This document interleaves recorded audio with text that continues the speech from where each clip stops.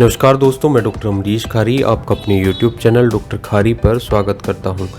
दोस्तों, आज की इस वीडियो में हम बात करेंगे होम्योपैथिक मेडिसिन नाइट्रिक एसिड के बारे में, जिसे हम एसिडम नाइट्रिकम भी बोल सकते हैं या कहा जाता है।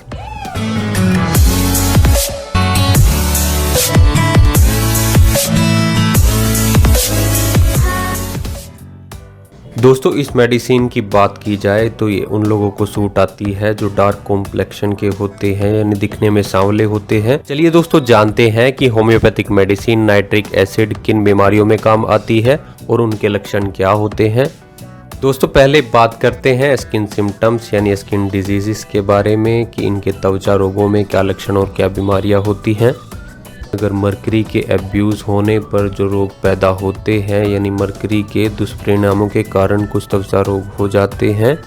इसमें त्वचा ड्राई रहती है, यानी सूखी सूखी रहती है, उस पर स्केली पार्ट जमा होता है, यानी भूसे जैसा पार्ट उस पर निकलता रहता है। दोस्तों, स्किन दिखने में येलो होती है, यानी पीले कलर की होती है और उस पर डीप क्रैक्स और फिशर्स डले होते हैं। पेशेंट की त्वचा पर गहरी दरारें पड़ी होती हैं। पेशेंट के उन पार्ट्स पर होता है जहां म्यूकस मेम्ब्रेन मिलती है, जैसे माउथ के कॉर्नर पर, नोज के कॉर्नर पर, आईज के कॉर्नर पर, या वेजाइना के कॉर्नर पर, या एनल रीजन पर। दोस्तों, इन क्रैक्स में इन जगह पर बहुत ज़्यादा दर्द होता है, वो दर्द चुभने जैसा होता है। इन पर दरारें पड़ने पर और फिशर्स होने पर, अल्सर्स होने पर उनमें ब्लीडिंग बहुत ज़्यादा होती है, यानी ब्लड का डिस्चार्ज बहुत ज़्यादा होता है। दोस्तों, माउथ के कॉर्नर पर जो अल्सर्स होते हैं उनमें से ब्लीडिंग ईजिली हो जाती है। दोस्तों, पेशेंट को कहीं भी अगर अल्सर्स हो जाते हैं, वो जिगजैग टाइप के होते हैं, उनमें से ब्लीडिंग होती है। इन अल्सर्स में पेशेंट को चुभने जैसा दर्द महसूस होता है। पाइल्स की बात करें तो पाइल्स में भी नाइट्रिक एसिड बहुत इफ़ेक्टिव रहती है। जहां पेशेंट को बहुत ब्लीडिंग होती हो, स्टूल के साथ उसको हमेशा ब्लीडिंग आती हो और एनल रीजन पर चुभने जैसा दर्द होता हो।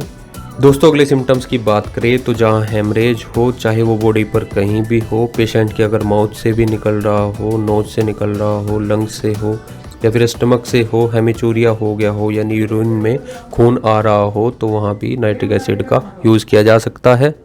तो नाइट्रिक एसिड के पेशेंट को जो भी डिस्चार्ज होता हो, चाहे वो यूरिन हो, स्टूल हो, या फिर ब्लीडिंग हो, स्वेटिंग हो, उसमें से बदबू बहुत ज़्यादा आती है।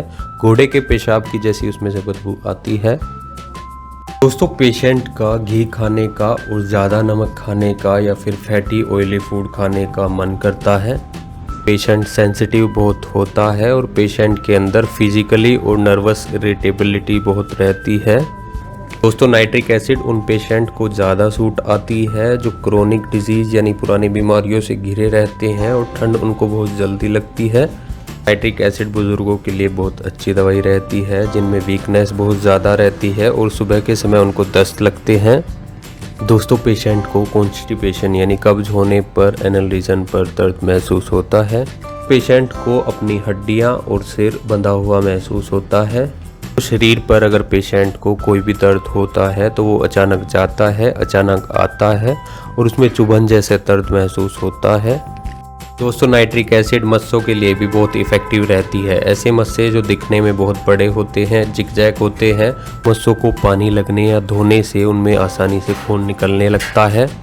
तो ऐसे मस्सों के पेशेंट को नाइट्रिक एसिड देने से मस्से ठीक होते हैं और खून निकलना बंद होता है। दोस्तों, नाइट्रिक एसिड का पेशेंट बहुत हठी होता है, अपनी बात आसानी से मनवा लेता है, जल्दी से बात किसी की मानता नहीं है। बुखार में एनीमिया यानी खून की कमी, जहां आरपीसी और डब्ल्यूबीसी काउंट घट जाते हैं, वहां नाइट्रिक एसिड देने से पेशेंट को बुखार में आराम मिलता है। नाइट्रिक एसिड या होम्योपैथिक की किसी भी मेडिसिन का सेल्फ मेडिकेशन नहीं करना चाहिए, यानी दवाई खुद से नहीं लेनी चाहिए। इसके लिए आप अपने नज़दीकी होम्योपैथिक डॉक्टर से मिल सकते हैं या सलाह ले सकते हैं, नहीं तो दिए गए व्हाट्सएप नंबर पर मुझसे संपर्क कर सलाह और इलाज ले सकते हैं।